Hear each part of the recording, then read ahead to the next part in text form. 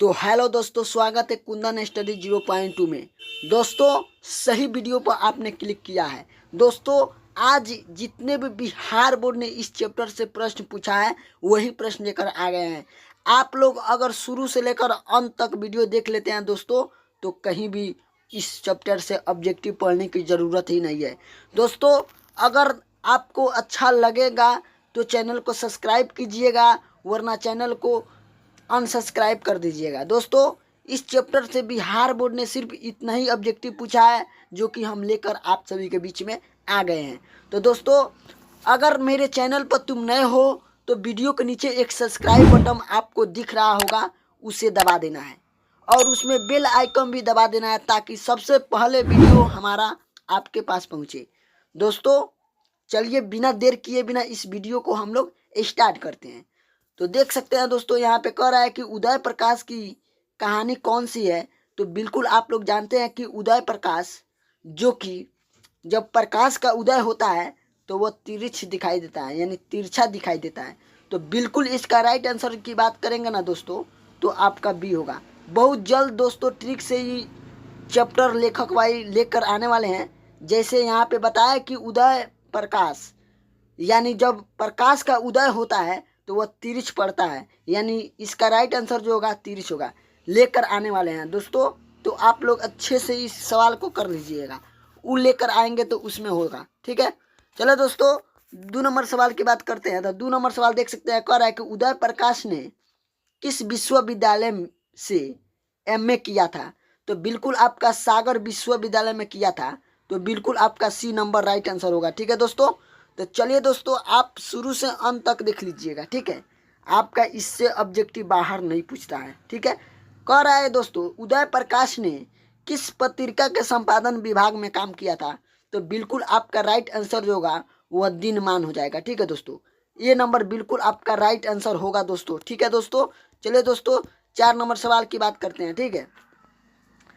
4 number सवाल कहता है कि उदय प्रकाश जी ने किस अंग्रेजी पत्रिका का संपादन किया था। तो बिल्कुल आपका राइट आंसर जो होगा एनिनेस में, यानी एमिनेस जो था उसी अंग्रेजी पत्रिका का संपादन किया था, ठीक है। सी नंबर बिल्कुल आपका राइट आंसर हो जाएगा, ठीक है।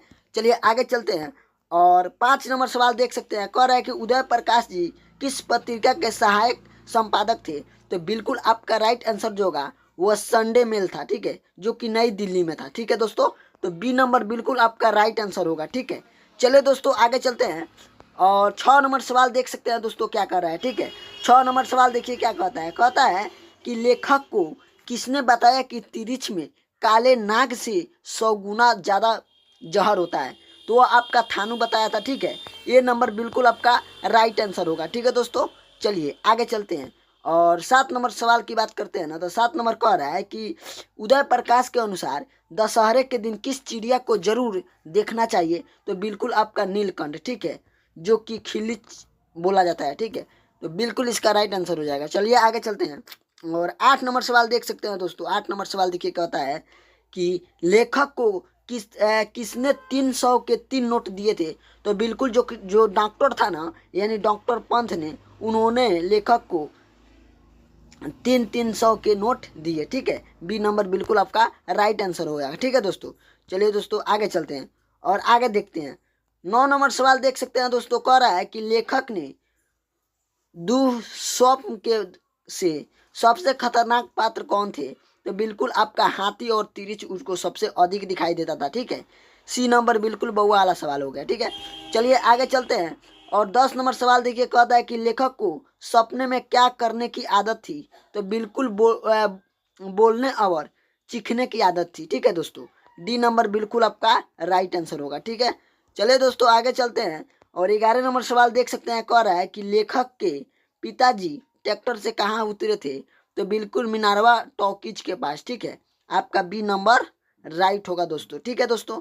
चलिए दोस्तों आगे चलते हैं और 12 नंबर सवाल देख सकते हैं। कह रहा है खतरनाक सपनों में लेखक का सबसे बड़ा अस्त्र क्या था। तो बिल्कुल आपका राइट आंसर जो था वह उसका आवाज़ था, ठीक है, यानी सी नंबर बिल्कुल आपका राइट होगा, ठीक है। चलिए आगे चलते हैं और आगे 13 नंबर देख सकते हैं। कह रहा है कि लेखक के पिताजी शहर क्यों गए थे। तो अदालत के पेशी के लिए, ठीक है। डी नंबर बिल्कुल ये बउआ वाला सवाल है। चलिए आगे चलते हैं। और 14 नंबर सवाल कह रहा है दोस्तों कि कौन सी कहानी उदय प्रकाश जी की नहीं है। तो बिल्कुल इसका राइट आंसर जो होगा वो आपका वारिस हो जाएगा, ठीक है। ये नंबर बिल्कुल आपका सही होगा, ठीक है दोस्तों।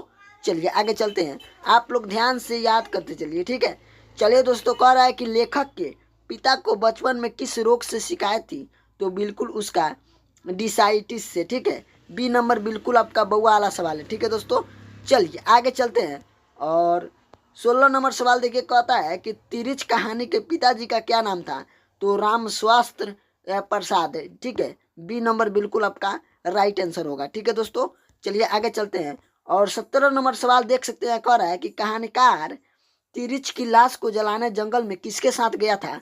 तो बिल्कुल आपका राइट आंसर जो होगा वो आपका थानू था, ठीक है। थानू के साथ उन्होंने जंगल में क्या करने गया था, जो तिरिच था उसको लाश को जलाने के लिए गया था। तो बिल्कुल इसका सी नंबर राइट आंसर होगा, ठीक है दोस्तों। चलिए 18 नंबर सवाल की बात करते हैं। तो 18 नंबर सवाल कह रहा है कि पंडित राम अवतार क्या थे। तो बिल्कुल इसका राइट आंसर जो होगा वो ज्योतिष और वैद्य थे, ठीक है। बिल्कुल आपका डी नंबर राइट आंसर होगा दोस्तों, ठीक है। चलिए आगे चलते हैं। और 19 नंबर सवाल देखिए, कह रहा है ना कि लेखक कहानी के कहानीकार कौन है। तो बिल्कुल बउआ वाला सवाल है, यह उदय प्रकाश होगा, ठीक है। ये नंबर बिल्कुल आपका राइट आंसर होगा, ठीक है दोस्तों। चलिए आगे चलते हैं। और 20 नंबर सवाल आप लोग देख सकते हैं, कह रहा है कि कौन सी कृति, ठीक है, उदय प्रकाश की नई है, ठीक है। यहाँ पे नई है, ठीक है। तो बिल्कुल इसका राइट आंसर जो होगा टूटा हुआ पुल, ठीक है। टूटा हुआ पुल यानी सी नंबर बिल्कुल इसका राइट आंसर होगा, ठीक है दोस्तों। चलिए 21 नंबर सवाल की बात करेंगे ना, तो 21 नंबर सवाल देख सकते हैं क्या कह रहा है। कह रहा है तिरिच कैसी कहानी है। तो बिल्कुल आपका राइट आंसर जो होगा यह एक प्रतीकात्मक कहानी है, ठीक है। आपका डी नंबर बिल्कुल राइट आंसर होगा दोस्तों, ठीक है। चलिए आगे चलते हैं। और 22 नंबर सवाल की बात करेंगे ना, तो कह रहा है कि पिताजी की मृत्यु कैसे होती है। तो पिताजी की मृत्यु जो होती है मानसिक दमने और अधिक रक्तस्रावन से होती है, ठीक है। डी नंबर बिल्कुल आपका राइट आंसर होगा, ठीक है। चलिए आगे चलते हैं। और 23 नंबर सवाल देख सकते हैं, कह रहा है कि उदय प्रकाश का जन्म कब हुआ था। तो बिल्कुल 1 जनवरी 1952 ईस्वी को हुआ था, ठीक है। यानी ये नंबर बिल्कुल आपका राइट आंसर होगा, ठीक है। चलिए दोस्तों आगे चलते हैं। और 24 नंबर सवाल देख सकते हैं, कह रहा है कि कौन सी कृति उदय प्रकाश की है। तो बिल्कुल इसका राइट आंसर जो होगा दरियाई घोड़ा, ठीक है। आपका बी नंबर बिल्कुल आपका राइट आंसर होगा दोस्तों, ठीक है। चलिए आगे चलते हैं। और 25 नंबर सवाल देख सकते हैं, कह रहा है कि तिरिच के लेखक कौन है। तो बिल्कुल यह राइट आंसर जो होगा यह आपका उदय प्रकाश होगा, ठीक है। सी नंबर बिल्कुल आपका राइट आंसर होगा दोस्तों। चलिए 26 नंबर सवाल देख सकते हैं, कह रहा है कि तिरिच क्या होता है। तो यह एक प्रकार की विशाखा पर यानी जहरीला लिजार्ड है, ठीक है दोस्तों। यानी बिल्कुल इसका डी नंबर राइट आंसर होगा, ठीक है। चलिए आगे चलते हैं। और 27 नंबर सवाल देख सकते हैं, कह रहा है कि अरबा परवा और अरबा परवा उदय प्रकाश की कैसी कृति है। तो बिल्कुल आपका राइट आंसर आएगा कि कहानी संग्रह है। तो बिल्कुल आपका बी नंबर सही होगा, ठीक है। चलिए आगे चलते हैं। और 28 नंबर सवाल की बात करेंगे ना, तो 28 नंबर सवाल थोड़ा जूम कर लेते हैं ताकि अच्छे से दिखेगा, ठीक है। चलिए 28 नंबर कह रहा है कि कहानीकार को सपने में बोलने और चीखने की आदत यह किसने बताया। तो बिल्कुल जो कहानीकार की माँ थी उन्होंने ही बताया, ठीक है।